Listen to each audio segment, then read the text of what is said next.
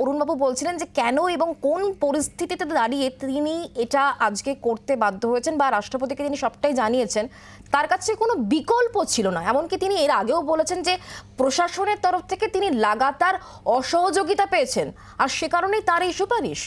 দেখুন, আমি প্রথমেই বলবো, এই জাতীয় তফসিলি কমিশনের যিনি এই মুহূর্তে চেয়ারম্যান, সম্ভবত আগামীকাল তার মেয়াদ শেষ হচ্ছে। সত্যিই তার আর কিচ্ছু করার ছিল না নিজের মেয়াদ বৃদ্ধির জন্য। এটাই মোক্ষম অস্ত্র। বিজেপির কাছে ভালো হওয়ার জন্যে, বিজেপির কাছে এই পুরস্কার পাওয়ার জন্যে অরুণবাবুর আর সত্যিই কিছু করার ছিল না। উনি যেহেতু জাতীয় তফসিলি কমিশনের চেয়ারম্যান, এনসিআরবির রিপোর্টটা আমি একটু ওনাকে স্মরণ করিয়ে দেবো। বিজেপি শাসিত উত্তরপ্রদেশ এই মুহূর্তে ভারতবর্ষের সবচেয়ে তপশিলি জাতি মানুষদের জন্য সবচেয়ে খারাপ জায়গা। তারা সবচেয়ে বেশি অত্যাচারিত হয়েছেন সেখানে। তারপরের রাজ্য যদি 2 নম্বরে আসেন রাজস্থান, বিজেপি শাসিত। তারপরে যদি আসেন মধ্যপ্রদেশ, বিজেপি শাসিত। তারপরে যদি আসেন গুজরাট, বিজেপি শাসিত।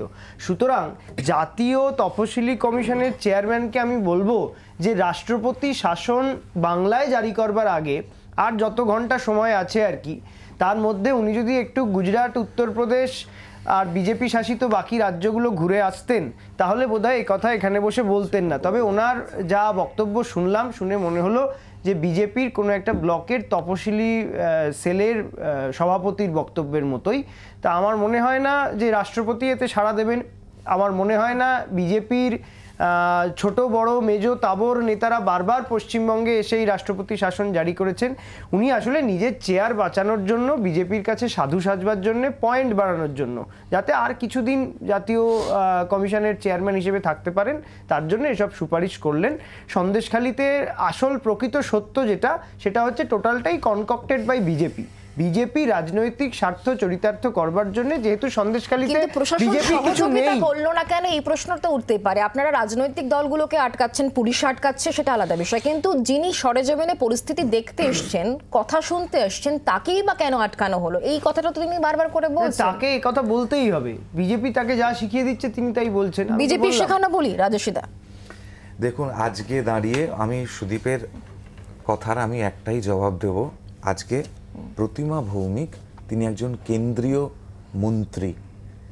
সব এমপিদের কাউকে যেতে দেওয়া হলো না, শুভেন্দু অধিকারী বিরোধী দলনেতা যেতে দেওয়া হলো না, Adhir Ranjan Chowdhury leader of the opposition in the parliament, তাকে যেতে দেওয়া হলো না, কোনো বিরোধী দলকে যেতে দেওয়া হলো না। কিন্তু আমি এটাই জানতে চাই, সন্দেশখালি ভারতবর্ষের মধ্যে এখনো আছে না নেই? যদি থেকে থাকে তাহলে একজন কেন্দ্রীয় মন্ত্রীকে কোন অধিকারে, কোন আইন প্রয়োগ করে, কি অজুহাতে আটকানোর অধিকার, ক্ষমতা, স্পর্ধা, এটা রাজ্য পুলিশের হয়েছে এবং এটা খুব শক্ত হাতে হ্যান্ডেল করা হবে। এবং কেন্দ্রীয় মন্ত্রী পরিষ্কারভাবে এই যে বিভিন্ন জায়গায়, এই যে বিভিন্ন পশ্চিমবঙ্গ রাজ্যের মধ্যে যে ছোটোখাটো ইজারাদার মুখ্যমন্ত্রী যাদেরকে মমতা ব্যানার্জি দিয়ে রেখেছেন, শাহজাহান, জাহাঙ্গীর, শওকত থেকে আরম্ভ করে, তাদের কথা বলে দিয়েছেন। আমি আগেও বলেছি, আবারও বলছি, টেলিভিশনের পর্দায় এসে সন্দেশখালীর মহিলারা বলেছেন, এটা আজকের ঘটনা নয়, 1 মাস 2 মাসের নয়, এটা বহু বছর ধরে এই ঘটনা চলছে। আপনাদেরই একজন সহকর্মী, অন্য আরেক সাংবাদিক, তিনি গেছিলেন, তিনি তার ডিটেলস ভিডিও পোস্ট করেছেন, ওখানে গিয়ে বহু সাংবাদিক দেখিয়েছেন এবং এরপরে আর বলার নতুন করে কিচ্ছু থাকে না। তবে এই উত্তম এবং এই যে শিবু, এদের কথা বলা হচ্ছে, এরা কিচ্ছু নয়, এরা নিতান্তই শিশু। এদের মাথা আসল হচ্ছে জিয়াউদ্দিন মোল্লা। অন এয়ার অত্যন্ত দায়িত্ব সহকারী বলছি। বাংলার আওয়াজ, বাঙালির আবেগ, জি 24 ঘন্টা।